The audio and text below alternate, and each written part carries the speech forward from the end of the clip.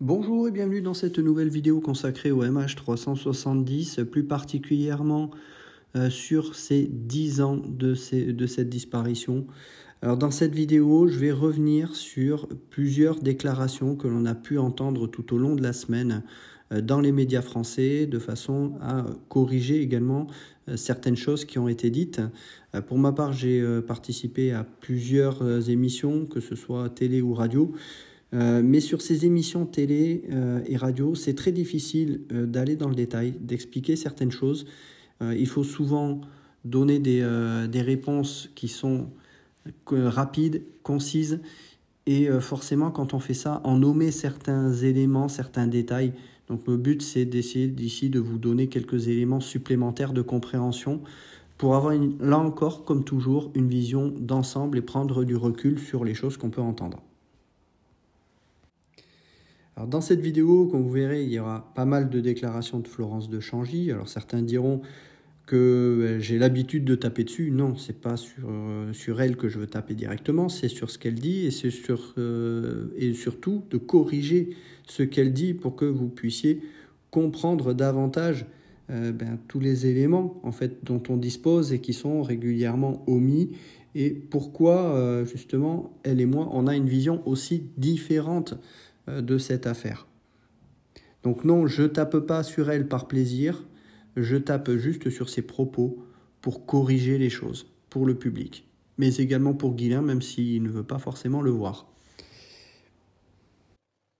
Oui et non. C'est-à-dire que moi, ça fait longtemps que je dis que cette histoire n'est plus un mystère, c'est éventuellement un secret. Il ne faut pas dire que cette histoire est incroyable, il faut dire qu'elle n'est pas crédible. Donc, je trouve que c'est un petit peu dangereux et un peu facile de mettre une affaire aussi rocambolesque et aussi non crédible dans la case des mystères. Parce que un Boeing 777 avec 239 personnes à bord, donc disons à peu près 500 portables, qui survolent, qui fait un vol de routine premièrement, et qui disparaît dans une des zones les plus surveillées de la planète, ça n'a juste aucun sens. Donc depuis le début, ce que j'explique, c'est que c'est une insulte à l'intelligence humaine que de parler de cette affaire en parlant de mystère. Un secret, c'est plus adapté. Alors la notion de ce qu'elle aborde de 500 portables à bord de l'avion, je rappelle qu'il y avait 239 personnes à bord, ça voudrait dire qu'il y aurait eu au minimum 2 téléphones par personne dans l'avion. Bon, ils ne sont jamais tous allumés, je peux comprendre que certains passagers puissent en avoir 2 quand ils se déplacent à l'étranger, c'est pas la question. Mais là encore, c'est qu'on balance, il y a 500 téléphones portables, mais elle ne va pas jusqu'au bout de ce qu'elle dit. Après, c'est une question de temps, on n'a pas le temps de tout détailler également ce que l'on pense dans ces émissions. Mais elle pose quelque part en suspens la question de pourquoi ces téléphones n'ont pas été captés. L'explication, je l'ai déjà donnée, c'est qu'on n'a que le téléphone du copilote dont on sait qu'il a pingé sur l'antenne qui est située à Penang. Donc on sait que l'avion, il était là. Sinon, ce téléphone n'aurait jamais pingé sur cette antenne relais. Mais pourquoi les autres téléphones, on ne les a pas? Tout simplement parce que la Malaisie s'est loupée lors de l'enquête de police. Ils ont fait d'abord des demandes concernant les membres d'équipage, parce qu'il y avait tout qui laissait entendre que c'était forcément un des membres d'équipage, parce qu'il y avait quand même une action dans le cockpit. Et par contre, pour les passagers, ça n'a pas été fait tout de suite. Ça a été fait plusieurs semaines, pour ne pas dire même plusieurs mois après. Et quand ils ont fait ces demandes auprès des opérateurs, les opérateurs leur ont dit « Désolé, mais nos archives, on les conserve que sur une durée limitée, potentiellement 1 mois. » Et quand ils ont demandé, c'était trop tard. Les archives n'étaient plus conservées. Donc, il n'y avait plus moyen de savoir si d'autres téléphones avaient borné également cette nuit-là. Ce qui est quand même dommage. Je suis d'accord, il y a eu un loupé de la part de la police malaisienne là-dessus, clairement, parce que ça aurait pu être intéressant. Et vu qu'ils ne l'ont pas fait dans les temps, on voit aujourd'hui. C'est encore un point qui est soulevé par Florence de Changy, par d'autres, également Guylain Watrelot, pour susciter les doutes sur le fait que cet avion a réellement fait demi-tour. Voilà. Comme toujours, il s'engouffre dans une brèche. Voilà. Il a contourné Sumatra et il aurait fait un vol fantôme vers l'océan Indien où on nous dit depuis 10 ans que l'avion s'est crashé. Sauf que quand il s'est crashé, on a été incapable de retrouver le moindre débris en surface. Et il faut quand même se souvenir, malheureusement, on a des dizaines de cas connus de crash d'avion et à chaque fois, ça fait des millions de pièces en surface. Et puis non seulement on n'a retrouvé aucun débris en surface pendant la recherche qui avait été baptisée la plus grande recherche de tous les temps, la plus chère, etc. Donc rien en surface. Et ensuite, pendant des mois et des années, rien au fond de l'océan non plus. Donc tout ça, 10 ans plus tard, ça finit quand même par par corroborer, moi, ce que je dis depuis en fait 10 ans, c'est que l'avion ne s'est pas écrasé dans l'océan Indien. Pourquoi je mets là la couverture de mon deuxième ouvrage? C'est tout simplement parce que je vais me référer à un des chapitres que j'ai écrit dans cet ouvrage. Un chapitre qui était d'ailleurs présent dans la première version et qui n'a pas changé.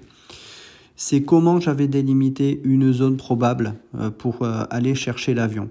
C'est la zone que vous voyez en hachuré vert. Mais là où je vais revenir sur les propos de Florence de Changy là-dessus, c'est pour expliquer pourquoi on n'a rien trouvé. Si vous regardez le 7e arc, c'est-à-dire le moment où l'avion a envoyé son dernier message au satellite, c'est cette ligne rouge que vous voyez là, c'est cet arc. Les premières zones de recherche, que sont les recherches aériennes, c'est ce que vous voyez ici en gris. Les premières zones ont été faites très au sud, donc c'est ce que l'on voit en bas de la carte. Et après, elles se sont déplacées beaucoup plus au nord, donc on voit un peu plus au milieu. Mais ce qu'on se rend compte, c'est qu'il y a une zone entre les deux qui n'a pas été explorée. Qui n'a pas été explorée, qui n'a pas été survolée. C'est-à-dire qu'on n'a pas cherché à cet endroit-là.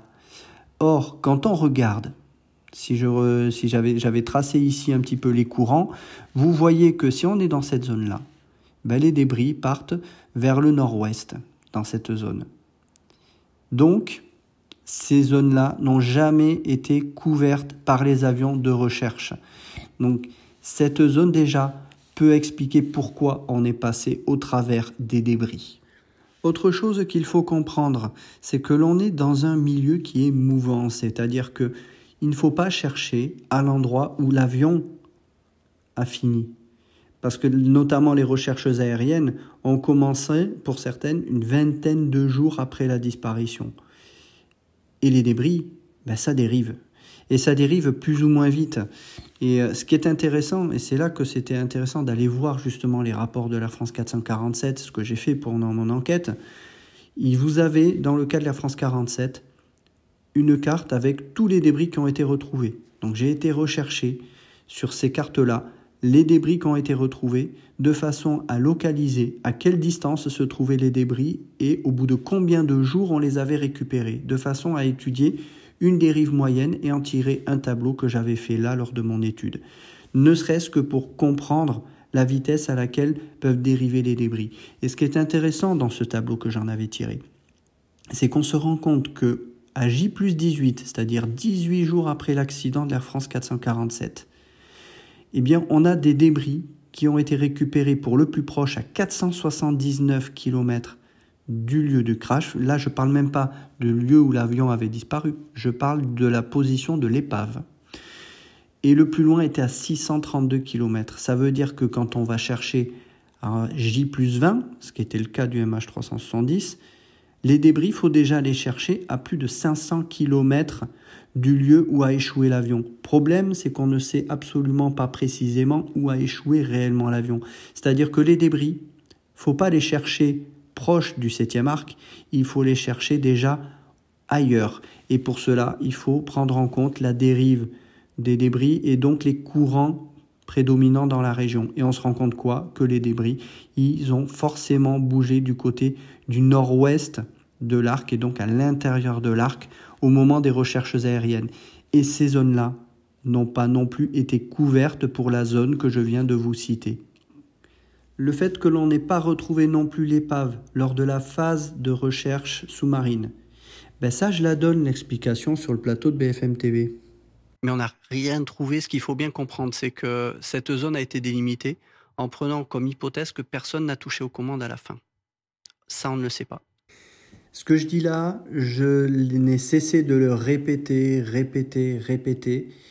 Il faut bien comprendre ça, c'est que ce 7e arc que l'on a, c'est la dernière position de l'avion lorsqu'il a émis son dernier message. Mais on sait que l'avion a continué à voler encore certainement quelques minutes. Dans quelle direction, on ne sait pas. Où est-ce qu'il était sur cet arc, on ne sait pas. Et il faut affiner ces données-là, et notamment à la fin, il faut faire des hypothèses. Est-ce que cet avion a été piloté ou pas? Ça change tout au tout.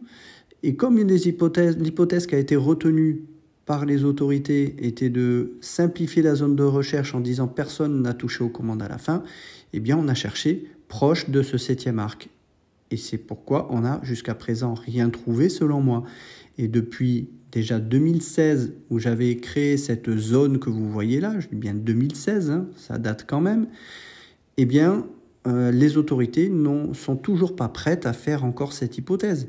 Alors que pourtant, pendant la première heure de la disparition, je l'explique régulièrement sur les plateaux télé, on a quelqu'un qui est aux commandes.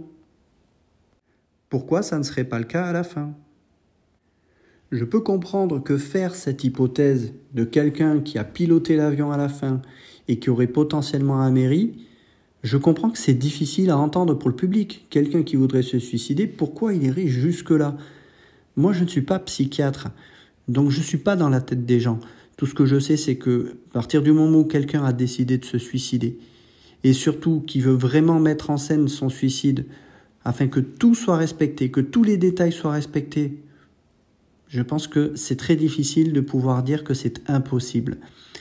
Les faits nous montrent qu'on a quelqu'un qui est aux commandes lors de la première heure, donc ça veut dire qu'on a quelqu'un qui voulait vraiment maîtriser de A à Z sa trajectoire au début de la disparition.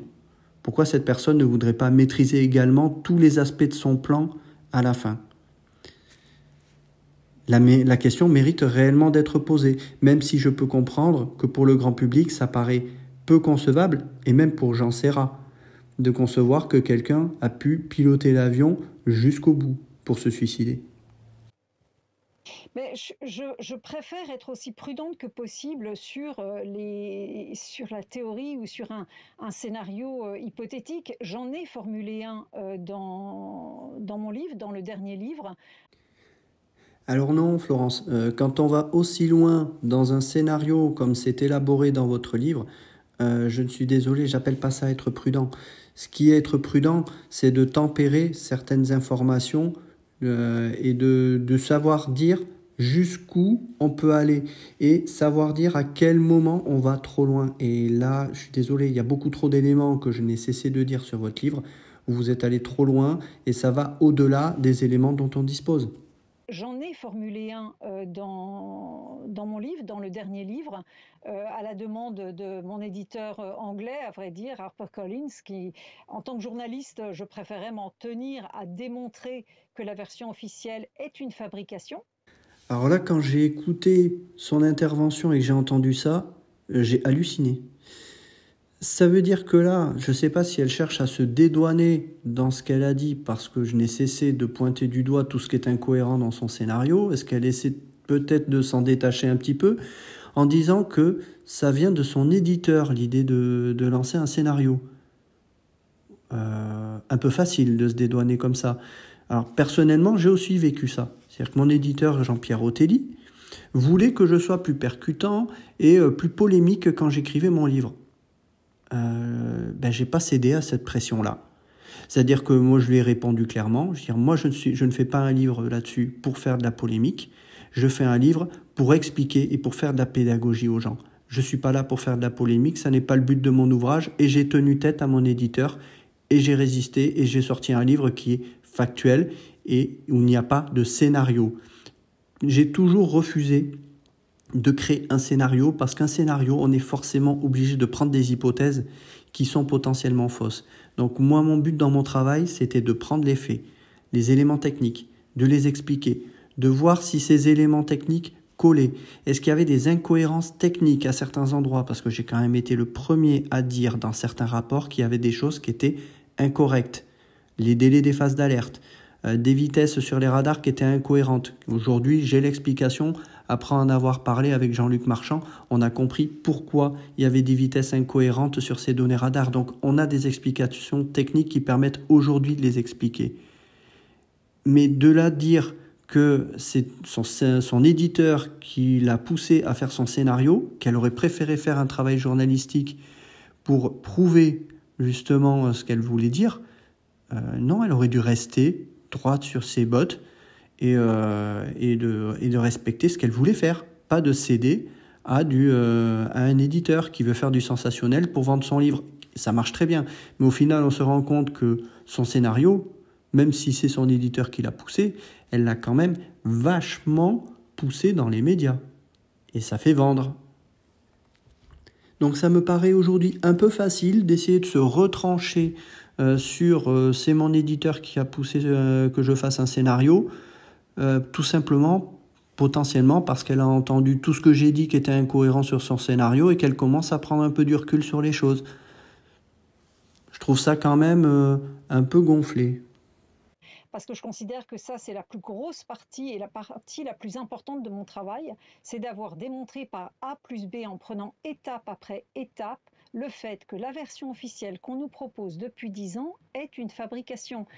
C'est énorme de dire ça, j'en suis gênée, c'est pas agréable pour une journaliste comme moi, ça fait plus de 30 ans que je suis dans ce métier, que je suis dans cette zone, et de dire c'est un mensonge, voilà, c'est un problème. Maintenant, alors je suis désolé Florence, mais non, vous n'avez pas prouvé dans votre livre qu'il s'agissait d'une fabrication. Vous avez juste assemblé des témoignages que l'on n'a jamais pu corroborer, mais qui vont dans votre sens. Voilà. Vous avez assemblé tout ça, vous avez fait un mélange de tout ça pour affirmer que cet avion n'a jamais fait demi-tour. Non, j'appelle pas ça prouver que la version officielle est un mensonge. Pas du tout. Et quand j'ai essayé justement, moi aussi j'ai essayé de faire ce travail quand j'ai fait mon enquête. J'ai pris toutes les conférences de presse. J'ai essayé de déceler certains éléments dans le discours, de comparer avec ce qui avait été dit dans les conférences précédentes, dans les conférences suivantes, pour voir l'évolution de ce discours, pour voir s'il y avait eu des choses qui avaient été manipulées, changées. Désolé, j'y ai pas vu du tout la même chose, Madame Deschangy. J'ai essayé dans mon enquête de revenir au point de départ. Le point de départ, c'est le dernier moment où on perd le contact avec l'avion. C'est très intéressant de savoir que Malaysia Airlines, pendant ses 6 premiers communiqués de presse, a parlé de 2h40. Je vous rappelais tout à l'heure qu'à 1h20, c'est le dernier contact. Et alors, donc à 1h20 du matin. Hein. Et pendant les 6 premiers on dit que c'était 2h40. Et puis ensuite, l'histoire a complètement changé. Alors là, ce qui est dit, il y a une totale mécompréhension des informations qui ont été transmises par les autorités au cours des conférences de presse. L'heure de 2h40, je l'ai cherché justement il n'y a pas si longtemps, où on disait que c'était le dernier contact avec l'avion. Et c'est en fait l'heure à laquelle la Malaysian Airlines considère qu'ils n'ont plus contact avec l'avion. Quelle est cette heure-là ? Eh bien, c'est l'heure à laquelle les centres des opérations de la Malaysian Airlines a tenté de joindre le cockpit via le téléphone satellite. Et on sait que ce téléphone a sonné dans le cockpit parce que la liaison a été établie par le système SATCOM. On a la trace dans les données Inmarsat, ces fameuses données Inmarsat que Florence Deschangy considère qu'elles sont trafiquées, qu'elles sont fausses. On a la trace de cet appel téléphonique. C'est justement cet extrait que l'on a dans le log de communication d'Inmarsat. Quand vous voyez l'heure qui est à gauche, on a la date, et l'heure c'est 18h39 et 52 secondes. En fait, c'est en heure UTC. Si on la corrige en heure locale, ça fait 2h39 et 52 secondes. Autrement dit, 2h40. Voilà pourquoi la compagnie malaisienne considère que le dernier contact avec le MH370, c'est celui-là, parce qu'il n'a pas répondu à cet appel téléphonique. Voilà. Mais dans les conférences de presse des premiers jours, contrairement à ce qu'elle dit, il ne parle pas seulement des 2h40, il parle aussi du dernier contact radio avec le contrôleur aérien qui était à 1h19 ou 1h20. L'heure a légèrement fluctué lors des premières conférences de presse, mais on parle aussi de ce dernier contact radio avec le contrôle aérien. Et ça, Florence Deschangy ne nous le dit pas. Donc elle laisse entendre que l'on a falsifié en fait ce qui a été dit. On parle de 2h40 et après finalement on change de version. Non, Madame Deschangy, ça n'est pas comme ça que ça s'est passé. Allez revoir les conférences de presse, hein. C'est le conseil que je peux vous donner. Plusieurs jours plus tard, on a commencé à parler d'1h30, on a commencé à parler de ce demi-tour, etc. Et donc moi, dans mon enquête, ce que j'ai fait, c'est que je suis revenue au point de départ. Alors Madame de Changy, si vous êtes revenue au point de départ, ça voudrait dire que vous avez quand même regardé les conférences de presse des tout premiers jours, puisque vous êtes arrivé au 5e jour, si je ne fais pas d'erreur. Donc vous avez raté les 4 premiers jours de la disparition, du moins les conférences. Or ces conférences, on les retrouve en vidéo. Je les ai d'ailleurs publiées. Donc je pense que vous êtes revenu à ces nouvelles conférences pour dire que dans les 6 premières conférences, on parle de 2h40. Alors pourquoi dans ces conférences, vous n'entendez pas que les Malaisiens parlent déjà du demi-tour au bout de 2 jours? Enfin, dès le 2e jour, on parle de ce demi-tour. Pourquoi vous continuez à dire que pendant 5 jours, la Malaisie a caché le demi-tour de l'avion, alors qu'on en parle dès le 2e jour en conférence de presse? Donc, moi, je m'interroge sur est-ce que vous avez vraiment vu toute la totalité de ces conférences de presse ou est-ce que vous avez vraiment relevé seulement ce qui vous intéresse? Moi, je me pose la question parce que visiblement, on n'a pas dû entendre les mêmes choses dans ces conférences de presse. Qu'est-ce qu'on sait à ce moment-là, etc. Et j'ai trouvé un certain nombre d'éléments corroborants qui permettent de penser que ce qui s'est passé, et je ne suis pas certaine que l'avion ait été attaqué d'une manière ou d'une autre. Il a pu se poser, il a pu se cracher dans la mer de Chine, mais comme on n'a pas de débris, j'ai éliminé petit à petit cette hypothèse. Oh là, là on va s'arrêter parce que là, c'est une révélation en fait qu'elle nous fait. Là, si je comprends bien ce qu'elle est en train de dire, ça veut dire qu'elle a éliminé l'hypothèse que l'avion puisse avoir été abattu en mer de Chine, puisqu'on n'a pas retrouvé de champ de débris. Attendez, là, on est quand même dans un tournant dans ce qu'elle raconte depuis des années. C'est-à-dire que depuis plusieurs années, la sortie de son 2e livre, elle ne cesse de nous répéter que cet avion a été abattu.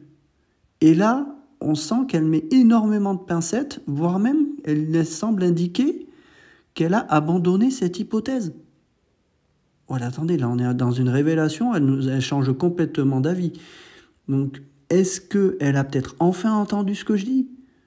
Bon, elle est toujours dans la manipulation, le complot, c'est pas la question. Mais là, on a quand même une information qui est extrêmement intéressante. C'est qu'elle est en train de revenir complètement sur ce qu'elle raconte depuis 2 ans. Je ne sais pas si vous remarquez la même chose que moi. Mais ça se passe en Asie, dans cette partie du monde, et ça se passe vers 2h40 et pas vers 8h19 du matin. Donc c'est à 2h40, l'heure qui a été initialement donnée, qu'il s'est réellement passé quelque chose. Là encore, mauvaise interprétation des informations qui ont été transmises par les autorités. Et ça ne se passe pas en mer de Chine, mais ailleurs en Asie. Mais comment ça, ailleurs en Asie? Alors, son scénario, il finissait à la frontière avec la Chine, mais en mer de Chine. Donc, là encore, j'ai l'impression que on n'en dit pas trop, on reste vague. Bref, c'est du flou complet, quoi.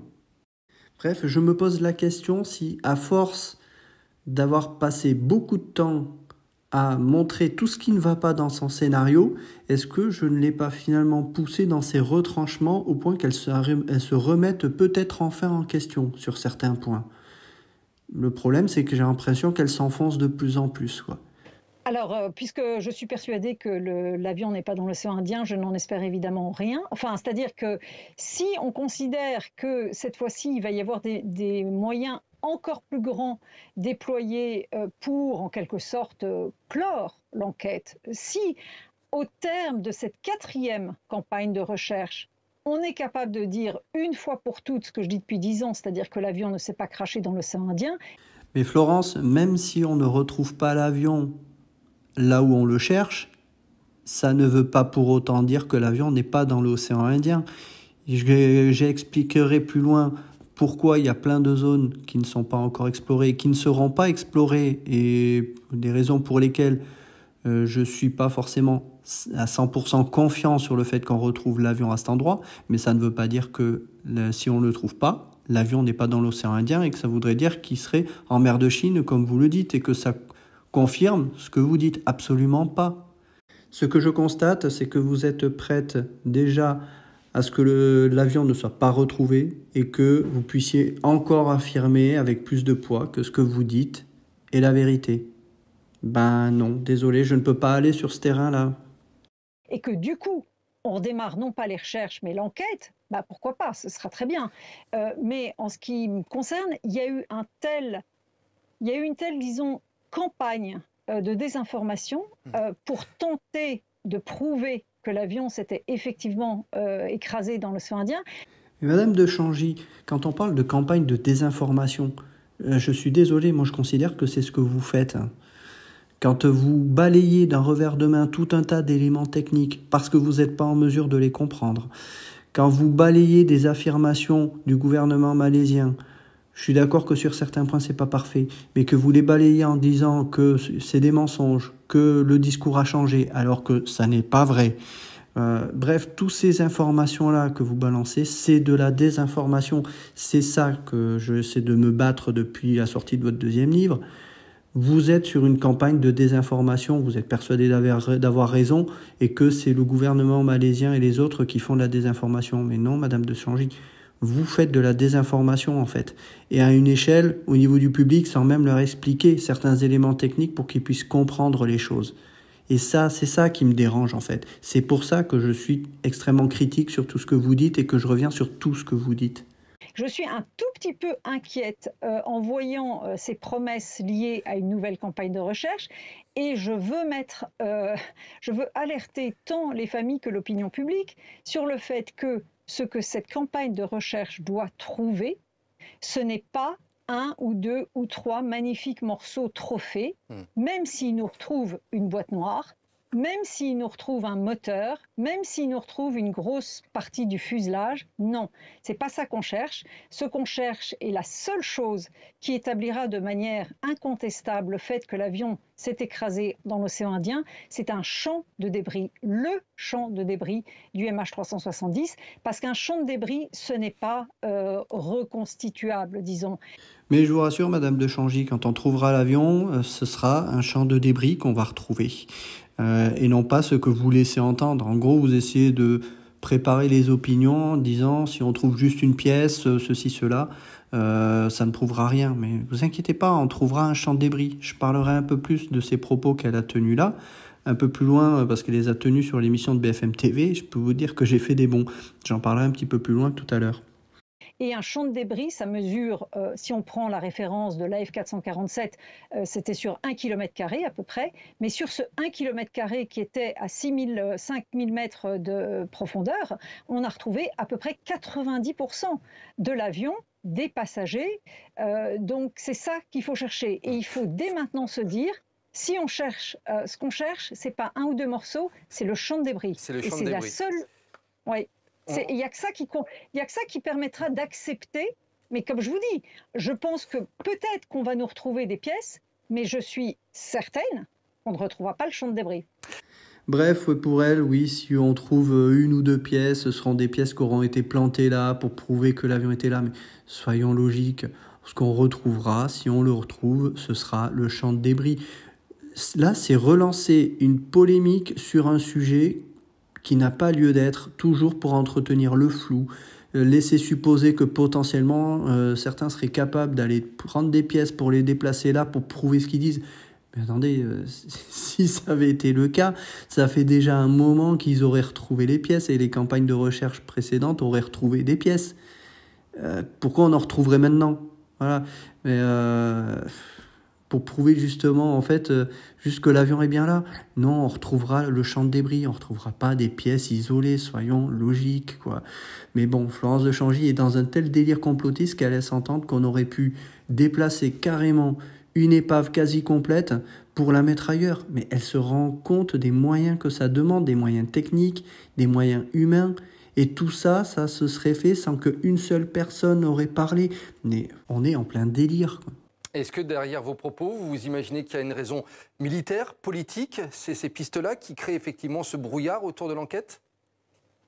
Oui, absolument. C'est forcément et militaire, et politique, et stratégique au plus haut niveau. C'est tellement plus vendeur de dire que c'est forcément militaire, stratégique et au plus haut niveau. On entretient le mystère, Madame de Changy. Elle entretient très bien, elle sait se montrer convaincante. Le problème, c'est que le public n'a pas toujours la connaissance des éléments techniques qui permettent de la contredire. Il y a d'autres possibilités justement sur le fait que les autorités malaisiennes, je dis bien les autorités malaisiennes, pas les Américains, pas les Australiens, pas les Anglais, je dis les autorités malaisiennes, laissent justement planer le doute sur tout ça parce qu'il y a des choses qui les embarrassent, mais à leur niveau. Mais c'est beaucoup moins vendeur et c'est beaucoup moins accrocheur. On va passer à présent à l'émission de BFM TV à laquelle j'avais participé. Et on va commencer par le discours de Guylain Watrelot, où je vais réagir un peu plus à certains éléments. Ce que je dis toujours, c'est que ça fait 10 ans, on ne sait rien de plus au bout de 10 ans que le jour où il a disparu. Par contre, moi je sais une chose, c'est que la version officielle ne tient pas la route, et ça je peux le démontrer, nous pouvons le démontrer très facilement. Alors dans ce qu'il dit qu'il peut démontrer que la version officielle ne tient pas la route, quand il dit nous, qu'est-ce qu'il inclut dans le nous ? Lui, Florence de Changy, peut-être son avocate, mais en tout cas, moi aussi, je peux prouver très facilement que beaucoup de choses qu'il dit ne tiennent pas la route aussi. La version qu'on nous donne ne tient pas la route, elle est pas bonne. On sait une chose, c'est qu'on nous ment, c'est qu'on nous sert une version qui a été manipulée. Alors pour moi, c'est beaucoup plus subtil que ça. Quand il dit « on nous ment », je ne suis pas tout à fait d'accord. La Malaisie a toujours dit des choses qui sont exactes, notamment dans le fait qu'il considère que c'est un acte délibéré de quelqu'un à bord de l'avion. Ce sont les propos du Premier ministre lors des premières semaines de la disparition. Et c'est toujours le cas. Le fait est que quand ils disent ça, c'est une réalité, selon moi. Il n'y a aucune ambiguïté là-dessus. Donc, ils disent la vérité. Mais par contre, ils ne se mouillent pas sur qui était aux commandes, qui a fait cet acte délibéré. Donc, oui, ils cachent des choses. Oui, la version qu'ils donnent, elle ne va pas jusqu'au bout. Elle ne nous donne pas tous les éléments, ça je suis tout à fait d'accord. Mais de là à dire qu'on nous ment, c'est là que c'est beaucoup plus subtil. Et là, les Malaisiens ont été très malins. C'est qu'ils ont dit la vérité sans pour autant aller jusqu'au bout des choses. Parce que je pense qu'en effet, ils savent. Et c'est évident qu'ils savent qui a fait cet acte. Et pour moi, c'est le commandant de bord, ça reste le plus logique. Et tous les éléments vont vers ça. J'expliquerai ça un peu plus loin. Mais ils ont toujours dit que c'était un acte délibéré. Mais jamais ils ont pointé du doigt le commandant de bord. Et ils ne veulent pas le faire. Et par contre, qu'est-ce que ça veut dire ? Si cette version a été manipulée, ça veut dire qu'on sait exactement ce qui s'est passé. Et ça, on peut le démontrer aussi. Donc je dis toujours non, ce n'est pas un mystère, c'est juste une vérité qu'on veut nous cacher. Ma réponse, vous l'avez à la suite sur BFM TV. Même si je ne pouvais pas détailler tout, c'est très difficile dans ce genre d'émission d'aller dans le détail et de démonter point par point tout ce qui est dit là. Je suis d'accord sur certains points, mais je ne peux pas être d'accord sur d'autres. Bonsoir Gilles Diars, merci beaucoup de nous avoir rejoints, contrôleur aérien au sein du ministère de la Défense. Depuis 14 ans, vous êtes l'auteur du livre « Le mystère du vol MH370, autopsie d'une disparition ». Alors, je vais corriger un point sur ma présentation ici. Non, je ne suis plus contrôleur aérien au ministère de la Défense depuis 2019. Voilà, ils ont juste repris en fait la présentation qui était au dos de mon premier livre où j'étais à l'époque encore militaire d'actif dans l'armée de l'air. Voilà. Mais ça n'est plus le cas depuis 2019, donc je tiens à corriger ça ici. Jean Serra est avec nous, notre consultant aéronautique. Bonsoir Jean et Sophie Cormary. Merci d'être avec nous. Vous êtes membre du bureau de la FENVAC, c'est la Fédération nationale des victimes d'attentats et d'accidents collectifs. Un mot d'abord avec vous, Jean. Que sait-on des circonstances de la disparition de cet appareil ? Eh bien, on va être clair. 10 ans après, on n'en sait pas beaucoup plus. Voilà.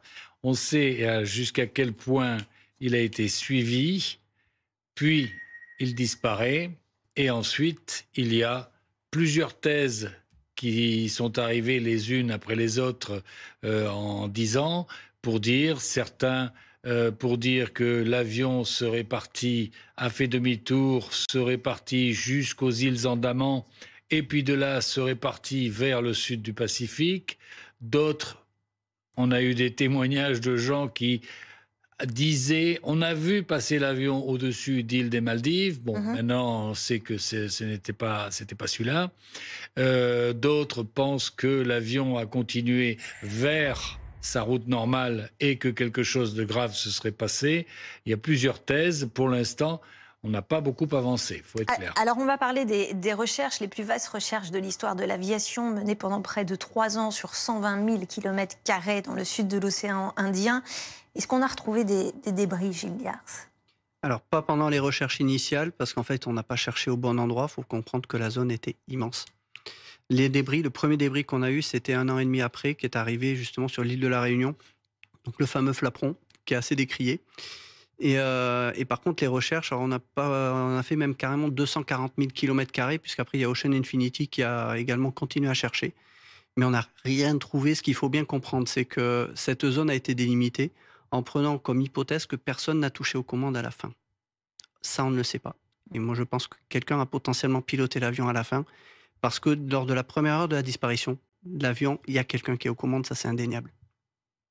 Donc c'est quelle thèse, là, dont vous nous parlez? C'est une bonne question. Là, on peut avoir tout, thèse terroriste. Ce qui est évident, c'est qu'on a affaire à quelqu'un qui sait piloter. Déjà pour plusieurs raisons. Le demi-tour de l'avion, il est fait manuellement. Un virage qui est fait de nuit, à haute altitude, je pense que Jean Serra peut l'attester, c'est pas n'importe qui peut le faire. Il y a des systèmes qui sont coupés également, qui nécessitent de très bien connaître les systèmes de l'avion. Et ça aussi, ça limite quand même le nombre de personnes à bord capables de le faire. Je ne vais pas savoir pour quelle raison cette personne a pu détourner cet avion, mais on a suffisamment d'éléments qui permettent de dire qu'on a quelqu'un qui connaît très bien l'avion, qui a des notions de pilotage. Vous confirmez, Jean, qu'effectivement, il faut avoir des bonnes notions de pilotage pour... Oui, l'avion est à 35 000 pieds. À 35 000 pieds, vraiment, le manche, on le touche avec énormément de douceur.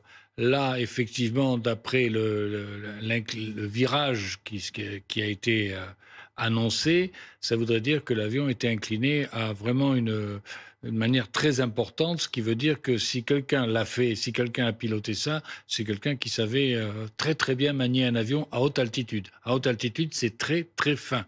Il faut y aller vraiment très doucement. Florence de Changy est avec nous, correspondante en Asie pour Le Monde et RFI. Vous êtes l'autrice du livre Vol MH370, la disparition, révélation sur la plus grande énigme de l'aviation. On entendait Guylain Watrelot dire la version officielle ne tient pas la route. On veut nous cacher la vérité. Qu'en pensez-vous? Écoutez, moi, ça fait 10 ans, effectivement, que j'enquête sur cette affaire, quasiment depuis la première semaine. Et je pense avoir établi, je suis aujourd'hui certaine et plus certaine que jamais, que l'avion ne s'est pas crashé dans l'océan Indien. Ça, c'est la première conclusion à laquelle je suis arrivée. Un autre élément dont je suis certaine et qui contredit la plupart de ce que l'on entend sur ce vol, c'est que le commandant de bord, le capitaine Zahari Shah, est quelqu'un qui était finalement au-dessus de tout soupçon, et que si vous avez un pilote de sa qualité professionnelle et humaine dans le cockpit, ça réduit considérablement le champ de ce qui a pu arriver à cet avion, parce qu'il a fallu qu'il se passe quelque chose qui soit au-dessus des moyens d'un excellent pilote, par ailleurs très solide. Alors oui, je suis d'accord, le commandant de bord était un pilote très expérimenté, qui était très apprécié, qui était extrêmement compétent. C'est d'ailleurs quelqu'un qui avait une très grande expérience du Boeing 777. Sauf que quand on regarde les éléments tels que moi je les ai étudiés, en fait, on se rend compte qu'il faut avoir une compétence relativement poussée de l'avion pour pouvoir désactiver certains systèmes, comme je l'explique un peu, mais je ne peux pas rentrer dans les détails sur BFM TV, ce serait trop long. Pour ça, je vous renvoie vers d'autres vidéos que j'ai faites où j'explique ça beaucoup plus en détail pour que vous puissiez en prendre conscience. Donc oui, cette personne avait une très grande expérience, mais c'est aussi la personne qui avait toutes les connaissances pour pouvoir couper tous les systèmes qui ont été coupés à bord de cet avion, mais également pour pouvoir piloter cet avion comme on a pu l'observer sur les tracés radars. Donc, au-dessus de tout soupçon, je ne suis pas du tout convaincu. pourquoi avoir effectivement, pourquoi fabriquer la thèse officielle? Ben là, on ne peut que supputer parce que effectivement, ce que je constate, c'est que l'ampleur de la fabrication est telle, de la manipulation, que ce qu'on cherche à cacher doit être majeur. Quelque chose qu'on puisse imaginer. Je pense que ça dépasse ce qu'on connaît jusqu'à présent. Alors quand on dit ça, en même temps, on dit tout et on dit rien non plus. Hein. On est sur des supputations, comme elle dit, hein, mais elle aime bien jouer sur les supputations sans pour autant aller sur du concret et sur du factuel. C'est bien ça qui me dérange. Donc oui, je pense que la Malaisie cache des choses, mais pas pour les mêmes raisons, pas pour des raisons aussi exceptionnelles, mais pour des raisons qui les embarrassent, ça c'est évident. Est-ce que les recherches pourraient reprendre, Gilles Diars? On aimerait bien. On aimerait bien justement pour que les familles puissent avoir des réponses à leurs questions, parce qu'actuellement on n'est pas en mesure de pouvoir leur répondre, et surtout de faire du tri dans tout ce que l'on entend, parce qu'il y a beaucoup de choses qui sont dites qui sont fausses. Alors malheureusement ici, j'ai pas la possibilité ni le temps matériel de pouvoir expliquer pourquoi tout ce que l'on dit est faux, tout ce que Florence de Changy dit qui est faux. Il a fallu, sur des questions qui sont très brèves qu'on nous pose, qu'on ne maîtrise pas, hein, on ne les connaît pas à l'avance, donc il faut, en l'espace de quelques secondes, arriver à construire un argumentaire qui soit suffisamment concis, suffisamment clair. Donc déjà, ça demande une gymnastique pour pouvoir répondre, où il faut très bien connaître l'affaire, très bien connaître les informations que l'on veut donner et sélectionner les informations que l'on veut faire passer. Et donc pour cette raison-là, j'ai préféré rester assez factuel, sans aller pour autant dans le détail de ce que je dis ici, c'est-à-dire de démontrer pourquoi certaines choses sont fausses. Mais c'est un exercice qui n'est pas évident, ça va très vite, on n'a pas beaucoup de temps de parole. Et sur ces émissions-là, c'est pas toujours évident. Et c'est pourquoi je fais justement cette vidéo-là, pour pouvoir apporter davantage de précision sur ce que je voulais dire également dans cette émission, mais que je n'ai pas pu dire. Donc il faut faire le tri déjà dans tout ça. Mais pour ça, il faut déjà aller chercher l'avion. Il faut trouver les boîtes noires. Donc si on trouve les boîtes noires, ce qu'il faut également bien comprendre, c'est qu'on n'aura pas les réponses à toutes les questions.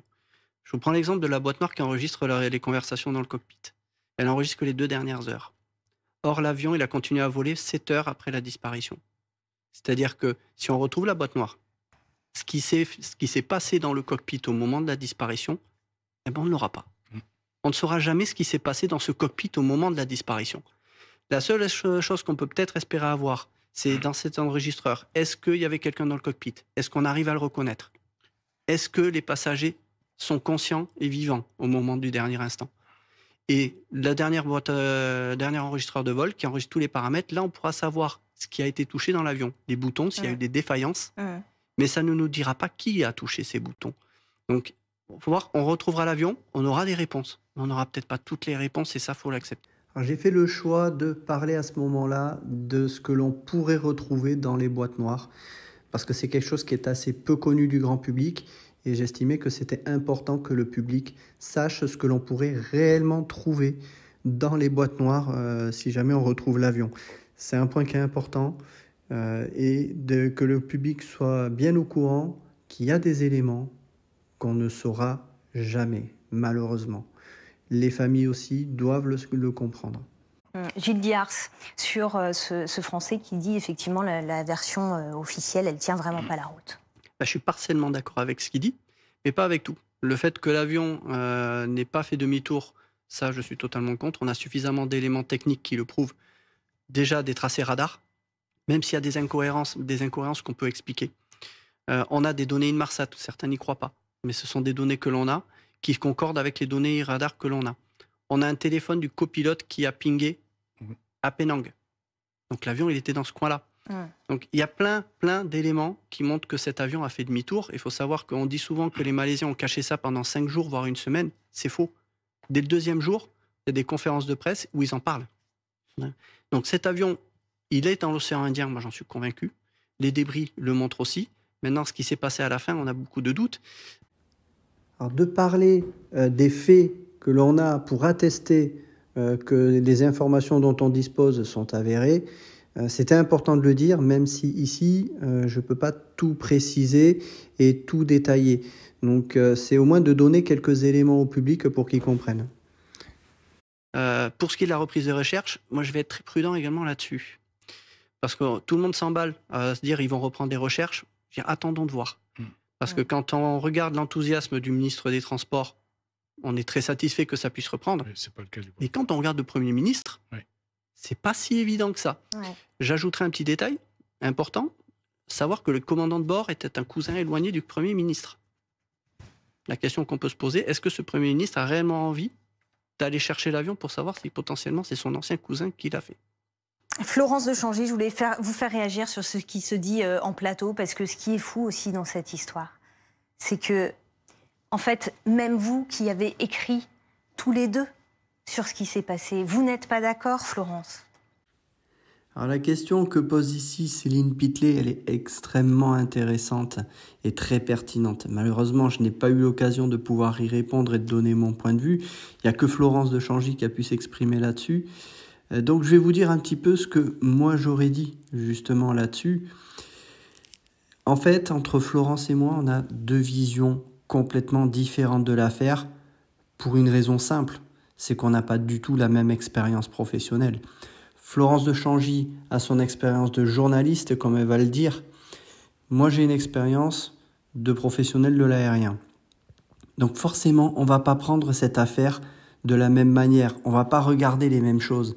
Florence de Changy va s'attacher à aller chercher des témoignages, à aller regarder ce que disent les autorités, mais sur l'aspect aéronautique, sur l'aspect technique, elle a des lacunes. Et ça, c'est pas un reproche, c'est une réalité.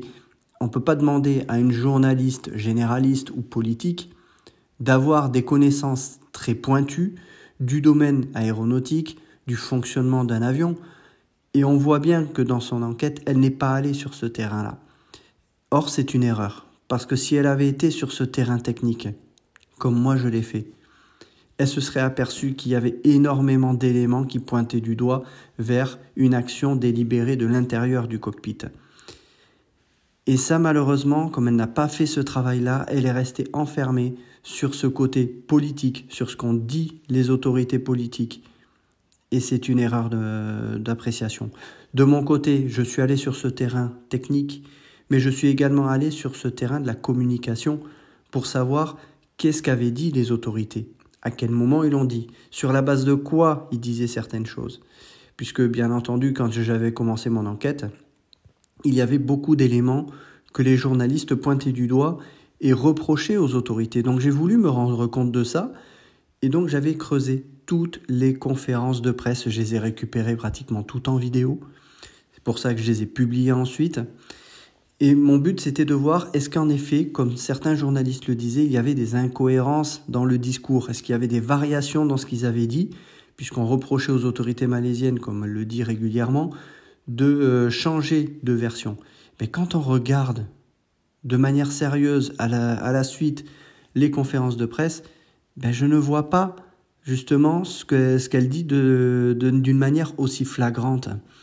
Donc, et c'est ça qui est intéressant à voir, c'est pour ça que j'encourage les gens également à se rendre compte par eux-mêmes. Allez voir ces conférences de presse, prenez-les dès le premier jour sur ma chaîne YouTube et regardez-les, étudiez-les, notez ce qu'ils disent jour après jour. Et vous vous rendrez compte qu'il y a beaucoup d'éléments que les journalistes n'ont pas fait remonter, ou qu'ils ont dit que les Malaisiens n'ont pas dit, alors qu'ils l'ont dit. Et donc ça a été une extraordinaire surprise de découvrir qu'il y avait un réel décalage entre ce que certains journalistes affirmaient et ce que les autorités avaient réellement dit. On va maintenant voir ce qu'en dit Florence de Changy, et vous verrez que j'ai aussi des choses à dire dessus. Entre vous. C'est-à-dire, moi... Non, absolument. Moi, je suis journaliste. Je sais faire une enquête. Je sais à quelle source je peux me fier. Ça fait 30 ans que je connais cette région, que je connais les acteurs principaux de cette région. que j'ai des contacts, des sources et que j'ai accès à des documents. J'ai eu accès pour cette enquête en plus à des documents confidentiels. Et effectivement, j'arrive à des conclusions qui sont totalement différentes de celles d'un certain nombre d'autres personnes.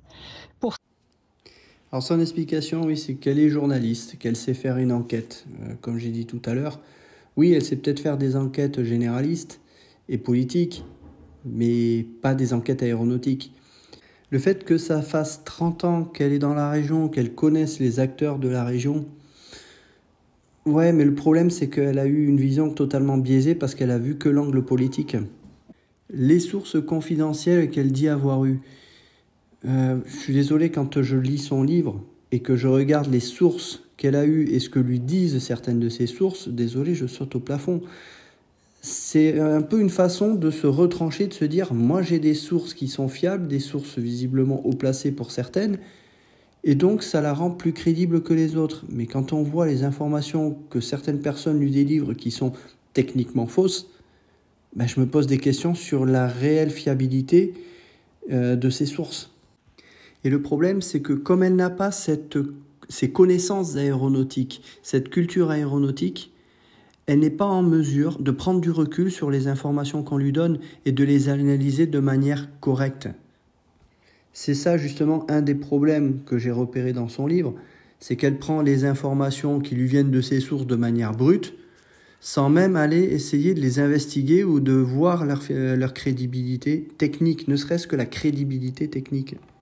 Et ce qui est bien dommage, c'est qu'elle m'avait contacté pour des questions sur des données radars qu'elle avait obtenues, il y a plusieurs années de ça, et j'aurais été ravi de lui donner un coup de main, d'essayer de lui expliquer certaines choses. À l'époque, je n'avais pas ces tensions-là avec elle.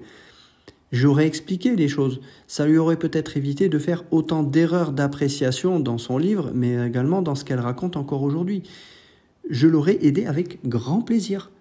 Ce qui est de l'attitude de la Malaisie, c'est très intéressant la situation dans laquelle on est, parce qu'aujourd'hui, Anwar Ibrahim, qui est le Premier ministre, en 2014, en mars 2014, moi je l'avais rencontré, il était sur le point de repartir en prison, et il m'avait dit, c'est totalement impossible qu'on n'ait pas vu cet avion repasser au-dessus de chez nous.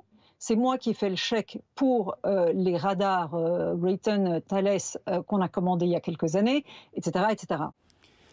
Alors on va corriger ce qui est dit ici. Ce qu'elle nous dit, c'est que le Premier ministre considère que c'est impossible que l'on n'ait pas vu l'avion traverser la Malaisie parce que c'est lui qui aurait fait le chèque sur ses radars. Alors attendez, la Malaisie, allez voir les conférences de presse, ils en ont parlé déjà dès le deuxième jour en conférence de presse qu'ils ont suivi cet avion sur les radars. Donc ce qu'elle dit là est totalement faux. C'est-à-dire que ce que le Premier ministre lui a dit à l'époque était faux. C'est-à-dire que le Premier ministre de l'époque n'a pas entendu ce que disaient déjà les autorités en parlant de ce demi-tour dès le deuxième jour. Donc non, la Malaisie n'a pas caché avoir vu cet avion qui avait fait demi-tour et qui avait traversé la Malaisie. Donc ce qu'elle dit là, c'est faux. Ce qui a été dit par ce Premier ministre à l'époque était faux. Aujourd'hui, la situation s'est inversée parce qu'à l'époque, c'était Najib Razak, le Premier ministre, qui était le porte-parole de la version officielle. Et c'est quand même très intéressant de voir quand Najib Razak, l'ancien Premier ministre, donc, s'exprime, il a toujours cité, non pas « je vous dis que l'avion est là-bas », il a toujours cité « les Anglais me disent que l'avion est là-bas », Inmarsat me dit que, etc. Donc lui, déjà, il se lavait toujours les mains de la version officielle. Alors là, je ne suis pas d'accord non plus, parce que quand on regarde des conférences de presse, oui, il cite les sources. Il cite les sources d'Inmarsat, bien sûr, puisque c'est à partir de là qu'ils ont la confirmation que l'avion est bien à l'ouest de la Malaisie et non plus à l'est. Toutefois, dans ce qu'elle dit, qu'il se retranche toujours derrière « on me dit que », les Anglais me disent que, non. Il a dit ça juste à une conférence de presse. Le reste du temps, je suis désolé, la Malaisie a totalement assumé ce qu'elle disait. Mais c'est ça qui est intéressant, de voir le décalage qu'il y a entre ce qu'on vous dit là et ce qui s'est réellement dit dans les conférences de presse. C'est pour ça qu'une fois de plus, je vous le redis, allez voir les conférences de presse et prenez-en bonne note et regardez par vous-même ce qui a réellement été dit. Et ne croyez pas ce qu'on vous dit. ou même ce que je vous dis.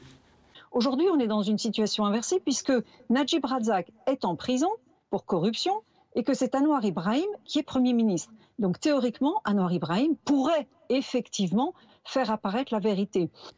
Alors sur ce point, il y a d'ailleurs un témoignage qui a été rapporté par un des collègues de Florence de Changy, dont elle cite justement dans son ouvrage, c'est l'extrait que vous avez là.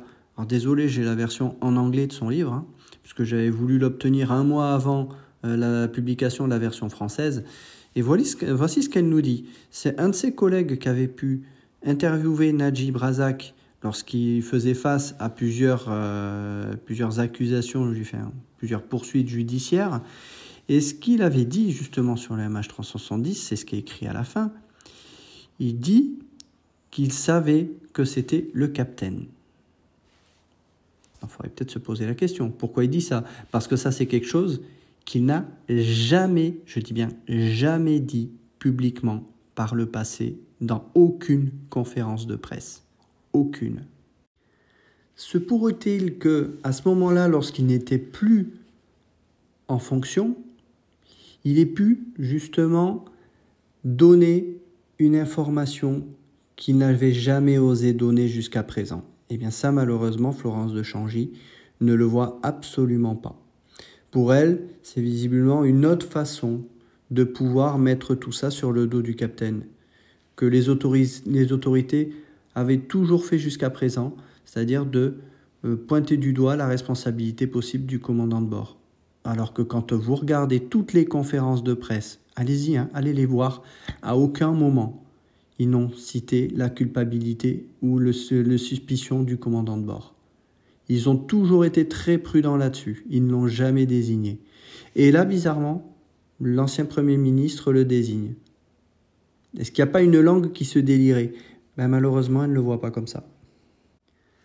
Alors pourquoi le Premier ministre Anwar Ibrahim, celui qui est actuellement en fonction, voudrait vraiment faire toute la lumière sur cette affaire comme elle laisse s'entendre? Je ne suis pas convaincu de ça. Et c'est exactement ce que j'ai dit sur ce plateau télé. Savoir que le commandant de bord était un cousin éloigné du Premier ministre. La question qu'on peut se poser, est-ce que ce Premier ministre a réellement envie d'aller chercher l'avion pour savoir si potentiellement c'est son ancien cousin qui l'a fait? Alors en disant ça, je suis parfaitement conscient que j'ai lancé un pavé dans la mare. Alors certains vont peut-être dire que j'ai aussi viré complotiste, sauf que c'est un constat. Mais quand on a cette information, on peut comprendre davantage pourquoi les Malaisiens sont aussi réticents, comme va le dire Florence de Changy, mais pas pour la même raison. Ce qu'on voit, c'est qu'ils sont très réticents à le faire et ce n'est pas du tout, là j'en suis absolument certaine, pour protéger le commandant de bord, parce qu'au contraire, ce serait peut-être une motivation de laver une fois pour toutes la réputation de ce commandant de bord, mais c'est simplement parce que les enjeux derrière ce qu'il y a avec cette affaire sont énormes et que ce serait une décision politique très, très grave, avec beaucoup d'effets pour la Malaisie, que de véritablement oser vouloir faire la lumière sur cette affaire. Alors oui, pour une fois, je vais être d'accord avec Florence de Changy. De faire la lumière sur toute cette affaire, ça risque certainement de les embarrasser, parce que si justement on découvre que c'est bien le commandant de bord qui a détourné cet avion, ça risque de les mettre dans une position qui est encore plus intenable. Encore plus quand il s'agit d'un cousin éloigné du Premier ministre. Parce que peut-être que ça va mettre en lumière des défaillances au niveau de la Malaisie, peut-être en ce qui concerne le suivi médical ou psychologique de ce pilote, ou peut-être pour d'autres raisons. Ça reste pour moi un problème qui est local. On est très loin d'un complot à l'échelle internationale avec les Américains et tout ça. Non, je pense qu'il y a vraiment quelque chose qui embarrasse la Malaisie, et que ce soit un parti de l'opposition qui soit aujourd'hui au pouvoir, eh bien, ils devront de toute façon assumer les erreurs de la Malaisie à ce moment-là. Potentiellement, l'État pourrait être responsable du mauvais suivi de la compagnie aérienne en matière de suivi de pilote s'il n'était pas en état de piloter. Et donc, qui c'est qui devrait payer des indemnités aux familles? L'État malaisien. François Hollande a mis plus d'1 an à nous recevoir, d'accord ? Ils ne voulaient pas nous recevoir. Les autorités françaises n'ont jamais rien dit sur cette histoire à l'époque. Sachez que quand un Français se prend un coup de poing à Bamako, il y a un petit filet, il y a quelque chose sur le ministère des Affaires étrangères. Là, jamais personne du gouvernement n'a dit quoi que ce soit. D'accord ? Quelques mois plus tard, un avion de la Malaysia Airlines, un Boeing, est abattu sur l'Ukraine. François Hollande monte au front tout de suite pour dire il faut une enquête internationale. Il n'y a pas de Français dans l'avion. Quelques mois plus tard, il y a un avion Air Algérie qui se crache. Il reçoit tout de suite les familles. Nous, il ne nous a pas reçus. Je vais vous dire pourquoi. C'est parce qu'il sait parfaitement ce qui s'est passé. Il sait qu'il a du mal à mentir et il a du mal à monter au front en disant il faut une enquête internationale. Alors il sait parfaitement ce qui s'est passé. On lui a dit de se taire. Un point, c'est tout. Dans ce que dit Guillain ici, il y a quand même une grosse part de vérité, il faut le reconnaître. Oui, l'État français ne l'a pas reçu comme il se devait. Et ça, c'est inadmissible. Je le dis clairement, c'est inadmissible. Maintenant, les raisons, pour moi, elles sont complètement différentes. Il faut savoir qu'à l'époque, moi, j'avais essayé de faire transmettre des données via l'attaché militaire de Malaisie quand j'étais encore dans l'armée. Ça avait été tempéré pour dire on a des négociations de défense et également industrielles en cours avec la Malaisie. On va attendre avant de poser quelques questions qui fâchent. Voilà, je dis ce qui m'avait été dit à l'époque, quand j'étais encore militaire. Donc, il y a d'autres intérêts derrière. Non pas que François Hollande savait qu'il y avait autre chose qui était beaucoup plus grave. Non, je ne le pense pas du tout. Par contre, qu'il y ait des volontés de ne pas brusquer la Malaisie pour essayer de décrocher des contrats, ça c'est quelque chose qui est beaucoup plus entendable. Florence de Changy, est-ce que vous suivez aussi M. Wattrelos sur cette voie-là concernant François Hollande ? Il sait, mais on lui a demandé de se taire. Absolument. C'est une évidence. Il y a un certain nombre de personnes dont j'ai une liste assez précise. On dit souvent, vous savez, mais un secret d'une telle ampleur, il y a trop de gens qui savent et il y a trop de gens qui parleraient. En fait, il y a très peu de gens, à mon avis, qui connaissent l'ensemble de l'explication. Parce qu'il y a ce qui s'est passé, il y a pourquoi ça s'est passé et il y a comment ça s'est passé. Mais Florence, est-ce que vous vous rendez compte du nombre de personnes que ce genre de choses impliquerait?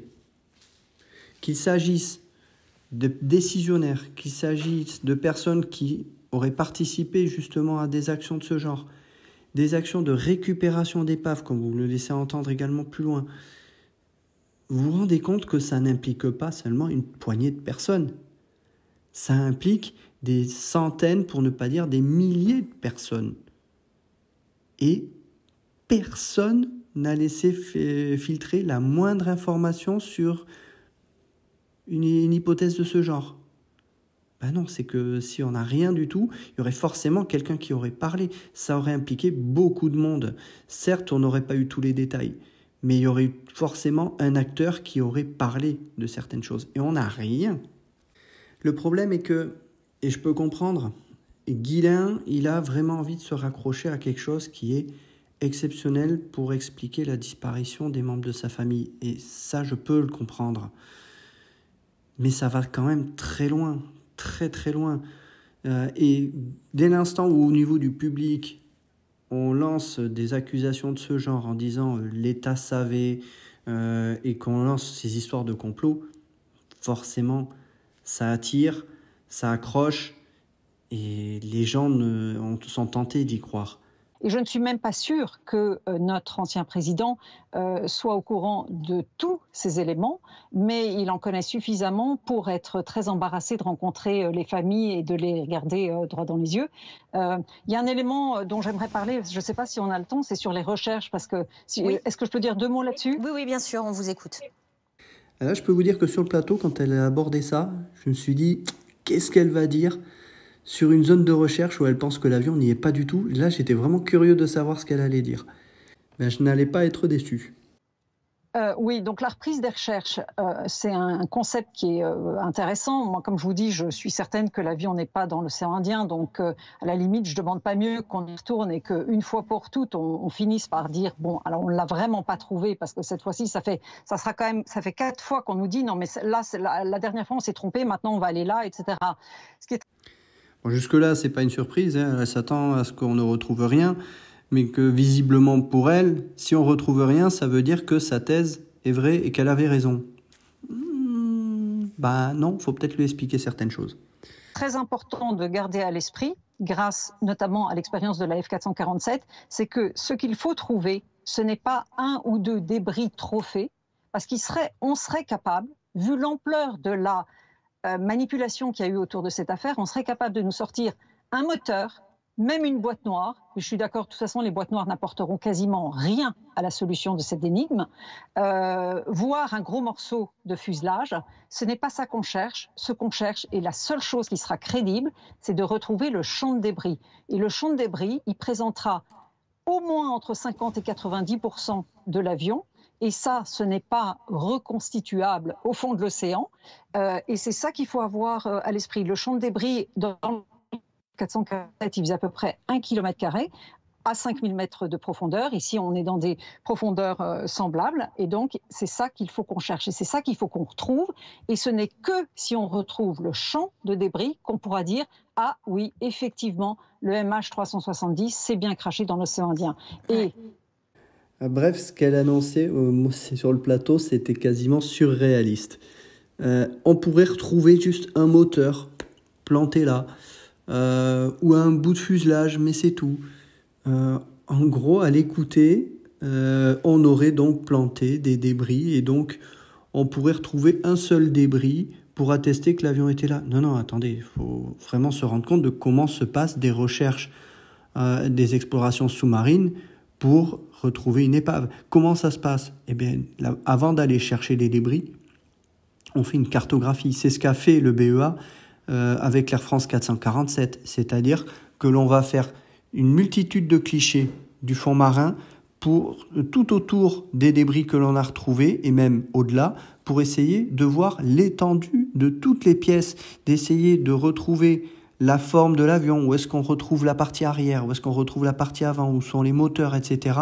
Déjà, on cartographie la zone de l'épave. Et seulement ensuite, on procède à des explorations plus poussées, et notamment la recherche des boîtes noires. Donc là, c'est quand même énorme. Ce que Florence de Changy essaie de nous amener, c'est de laisser penser qu'on pourrait retrouver ne serait-ce qu'un moteur au milieu de nulle part. Mais Florence, si on retrouve un moteur au milieu de nulle part, ça serait absolument pas crédible. Vraiment. Donc là encore, j'ai l'impression qu'on a une journaliste qui ne maîtrise absolument pas comment se passent des recherches en mer quand on cherche une épave d'avion, quoi. Et elle essaie de nous préparer au fait que potentiellement on pourrait retrouver quelque chose pour justifier que l'avion est là. Mais non, Florence, si on retrouve l'avion, on va retrouver l'avion en entier. Alors quand je dis en entier, c'est ce qu'il en reste, hein. Tout dépend s'il aura été crashé sur un impact à grande vitesse. À ce moment-là, on aura un champ de débris, un peu comme l'Air France 447, mais potentiellement même plus étendu. Et si on est par contre sur un crash qui est piloté, là, on aura un avion avec des morceaux qui seront beaucoup plus intacts, avec un avion certainement fragmenté en plusieurs morceaux, probablement 3 comme je peux le penser, si l'avion a été améri. Donc on retrouvera l'entièreté de l'avion quasiment. Donc limite pour elle, on ne retrouve pas une épave complète, ça n'est pas crédible. Il y a des pièces déjà qu'on sait qu'on ne retrouvera pas. Le fameux flaperon par exemple, on sait qu'il a flotté, qu'il a dérivé. Donc on sait qu'on ne le retrouvera pas sur la zone du crash. Donc ça veut dire que l'épave ne serait pas complète. Donc ça ne serait pas suffisant. Non, soyons sérieux, Florence. Je pense qu'on ne retrouvera pas l'avion, mais je pense qu'on trouvera la vérité. Et je pense que d'ici peu de temps, il va y avoir des progrès importants. Bon, pas de surprise, elle pense qu'on ne retrouvera pas l'avion. Cela dit, moi aussi, je suis très prudent. Pourquoi ? Parce que je l'ai expliqué dans la vidéo que j'ai publiée précédemment sur les 10 ans et sur la zone qui serait préconisée pour aller chercher l'avion, qui a été diffusée par les autorités malaisiennes lors de la conférence de presse qui a été donnée devant les familles, c'est tout récemment.